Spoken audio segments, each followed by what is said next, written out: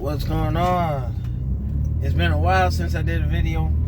Big shout out to Shinmar Geeking Out, Thumb Thrasher Gaming, Danae of Tough Nerd Toys. Make sure you're checking out and supporting my brother stations out there. So today is January 20th, 2020. 2020. That makes sense. But I wanted to let y'all know that the channel is still alive. There's just a little bit of a resurgence in the plan. So it's all, at this point, a matter of scheduling. So believe it or not, don't be surprised if the podcast shows up once more. And being that it is 2020, my plan is to do it for one more year, or depending on how I can get involvement. But yeah, I wanted to round it off. I started doing YouTube videos back 2009, I would say. My earliest video, Mugen characters, was I think around 2008, 2009 time frame. If you could go back and look at my earliest videos, it was kind of like Mugen and tag teaming and all that with Anomaly when he was still, part of this.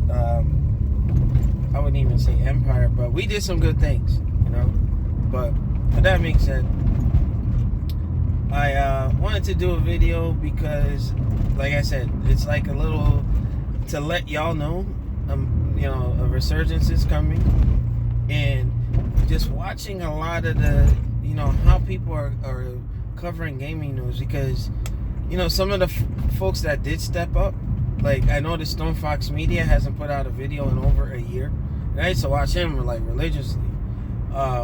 Same thing with Alpha Omega Sin. I haven't seen him around as much. And I guess as we get older, I celebrated a birthday on Saturday, and I joined another decade, and I'm a lot older than I want to admit, but it is what it is. So maybe a lot of things are holding those gentlemen up, but the ones who are still doing YouTube videos, there are two in particular. I'm not going to say any names, but one I already went after his head for how information is being covered. Now, I am no expert by no stretch of the imagination by any means, but I have been looking at, for instance, one piece of news where Microsoft has no exclusives, first-party exclusives. And I'm like, before, because believe it or not, that was going to be, I guess, the first topic coming back to the fray. But I wanted to watch and analyze and make sure that I'm not going to be doing some of the irresponsible stuff that I see some of these, wannabe YouTubers trying to do stuff for clickbait, And it's not that it's a Microsoft thing or a Sony thing or anything. It's like, man, the clickbait is real. So I'm looking at a couple of things where it comes to Microsoft not having first-party exclusives for the first 1 or 2 years. Now you have to stop and really look at, no exclusives. Okay, if you're looking at console exclusives, that you're misleading people by labeling it one of your videos like that. Number one. Number two, Microsoft is trying to do something that I get it, because I relatively have my Xbox One X for not that long of a time, but long enough to know that I'm like, damn, I gotta upgrade again. So me, I have the disposable income to go and trade in my One X and get the Series X. It's what it is. But Microsoft, I think, falls into a situation similar to Sega, where Sega was first to the party for a lot of things.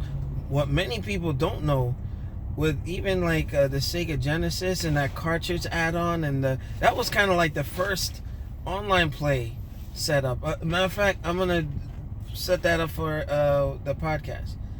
Sega did a lot of trend setting, game genre types and whatnot, and look at where it got them. They're out of the console business. So, with that being said, sometimes it's like you get punished for, trying to make a change or doing something innovative. And with that, Microsoft, I see that they're trying to adopt a cell phone / Steam type environment for their ecosystem. Now, this is technically going to be a first time attempt for anything like that, and I'm not against it. I'm not really for it. I would say I'm more indifferent than anything else, but I can tell you what's wrong with supporting your other consoles at least for a year or so. I look at what these folks are trying to do is like, oh, they don't have any exclusives. That's not what they said. That's not what they meant. And shame on those guys for trying to gaslight and cast a cloud over something innovative. Anybody who purchased a cell phone, this phone, my S9 Plus Edge, right? Everything that was on my S6, the phone I had before this, works, and it traveled over. So with that being said, if it's somewhere it's like an up port and a back port to certain things, I don't have a problem with that. It works with cell phones. And then when you look at Steam, no matter what computer I'm on, if I upgrade or whatever, or if I downgrade or what have you, things will work. And if you have better hardware, it's going to perform better. So these folks who are out here like, oh well, the Xbox One S and One X and the Series X is going to be held back. No, that's not the case. So you mean to tell me if games are developed on PC, it's going to be held back because of a lower grade PC? No, that's not the case. So you guys out here who are out trying to spin a narrative a certain way that it's just like, come on, you got to be fair and impartial and just call things for what they are. Now, if some people are like, well, hey, I'm going to buy a PS5 and I don't care if certain things are supported cross-gen or that, that's your prerogative. It's okay. There's nothing wrong with that. I just see that if things are going to work out across a family of consoles, it's never been done before on the console side. Why not give it a shot? Now, considering I know that other companies have a different approach to supporting multiple platforms, let's just wait and see. But be more responsible. Xbox Series X is not going to have first-party exclusives.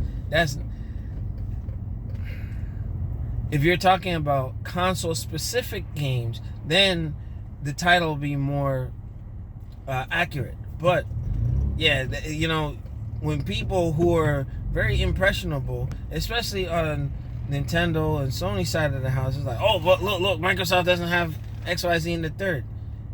All because of titling and messaging. People have to be careful how they control that narrative. That this is. I don't have a problem with it. I don't see what an issue. If the definitive version is done on the Series X and then you scale back, like in PC settings for the One X and the Series X, what's the problem? And the folks who are not going to support Microsoft or the Series X are the ones who are the most vocal. So if you're not going to support it, just leave it be. Stop spinning negative narratives. We're in a console generation where it's just extremely toxic, and just everybody just enjoy the damn games. I stopped watching a lot of troll videos and so on and so forth. I'm like, you know what? At the end of the day, some folks gonna learn today. They gonna learn today. Enjoy what the hell you enjoy, and stop trying to tear down the other team. It's like, I was telling Black Dragon this.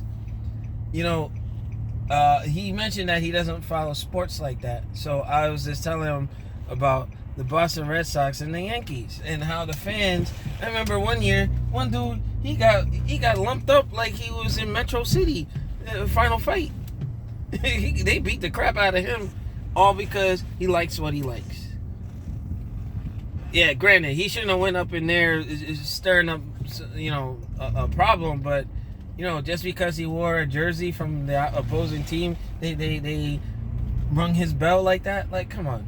I hope the council, you know, community and connoisseurs stop doing that. Let's just enjoy what we enjoy. Can't we all just get along? The Man, the Myth, the Predator on my other page, and the Man, the Myth, the Juggernaut on this page. Make sure you rate, comment, and subscribe, and I'll see y'all later. I'm about to order some food. Peace.